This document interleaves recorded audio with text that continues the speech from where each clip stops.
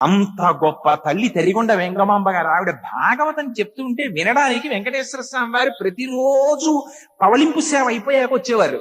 ఆయన ఉయ్యాల ఎక్కి కూర్చుని వింటూ ఉండేవారు, ఈవిడ భాగవతం చెప్తూ ఉండేవారు.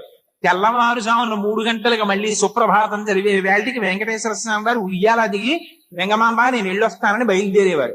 ఓ రోజున మంచి ఘట్టం చదువుతున్నారు ఆవిడ. వెంకటేశ్వర స్వామి వారు బయలుదేరిపోతున్నారు. స్వామి మీరు వెళ్ళిపోవద్దు, నా దగ్గరే ఉండిపోండి అన్నారు. అంటే ఆయన అన్నారు, నీలాగే ఎందరో భక్తులు ఉన్నారు కదా వెంగమాంబ, వాళ్ళందరినీ కాపాడాలి కదా, బయలుదేరుతున్నానన్నారు. స్వామి మీరు అలా వెళ్ళిపోవడానికి వీల్లేదని చెప్పి ఆవిడ నిగ్రహిస్తున్న సమయంలో అక్కడ సుప్రభాతం వినపడింది. వెంకటేశ్వర స్వామి వారు హఠాత్తుగా ఉయ్యాలలోంచి లేచి అంతర్ధానమైపోదాం అనుకుంటున్న సమయంలో ఆయన పంచెని పట్టుకుంది ఆవిడ. పట్టుకుంటే ఆ పంచ పర్రున సగానికి చిరిగిపోయింది.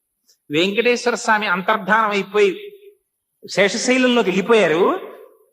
అర్చకులు దేవాలయం తలుపులు తెరిచారు. కౌసల్యా సుప్రజా రామ పూర్వా సంధ్యా ప్రవర్తతే అని దర్శనానికి వెళ్ళారు. సగం చిరిగిపోయిన పట్టు పంచతో ఉన్నారు వెంకటేశ్వర స్వామి. ఇదేమిట్రా, దొంగతనం మాత్రం కాదు, పంచి చింపెవరు పట్టుకెడతారు, ఎవరో భక్తుల వల్ల జరిగింది, ఎవరున్నారని చూశారు. ఇంకెవరు, వెంగమాంబ గారి ఇంట్లో ఉందేమో చూడండి అన్నారు. అందరూ గబగబా తరిగొండ వెంగమాంబ గారి ఇంటికి వెళ్ళి ఆవిడికి నమస్కారం చేస్తే పట్టు పంచ వద్దంటుంటే లేచి పారిపోయాడు. సగం చిరిగిపోయే పంచ నా చేతిలో ఉంటే మడత పెట్టి పూజా మందిరంలో పెట్టా, తీసుకుపోండి ఆవిడ.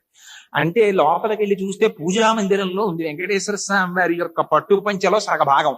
దాన్ని ఊరిరిగింపుగా తీసుకొస్తుంటే ఆలయానికి మిగిలిన సగభాగం కూడా అదృశ్యం అయిపోయింది. ఇవన్నీ నా కల్పితంగా నేను చెప్తున్నాను అనుకుంటున్నారేమో, యథార్థంగా జరిగినటువంటి సంఘటనలు. ఆ తరిగొండ వెంగమాంబ గారు జీవ సమాధిలోకి వెళ్ళిపోయారు. ఆవిడ సమాధి ఇప్పటికీ వెంకటాచలంలో ఎక్కడుందో తెలుసా అండి? ఆది వరాహస్వామి వారి కాటేజెస్ ఉన్నాయి, వరాహస్వామి కాటేజెస్ అని పిలుస్తాం మనం. ఎప్పుడైనా వెంకటాచలం వెడితే తప్పకుండా దర్శనం చేయండి ఆ తల్లి సమాధిని. దాని వెనకాతలకు చిన్న రోడ్డు ఉంటుంది. ఆ రోడ్లో వెడితే తరిగొండ వెంగమాంబ జూనియర్ కాలేజ్ అని స్కూల్ కనపడుతుంది. అక్కడ వాళ్ళని మేము సమాధి దర్శనం చేస్తామని అడిగితే లోపలికి పంపిస్తారు.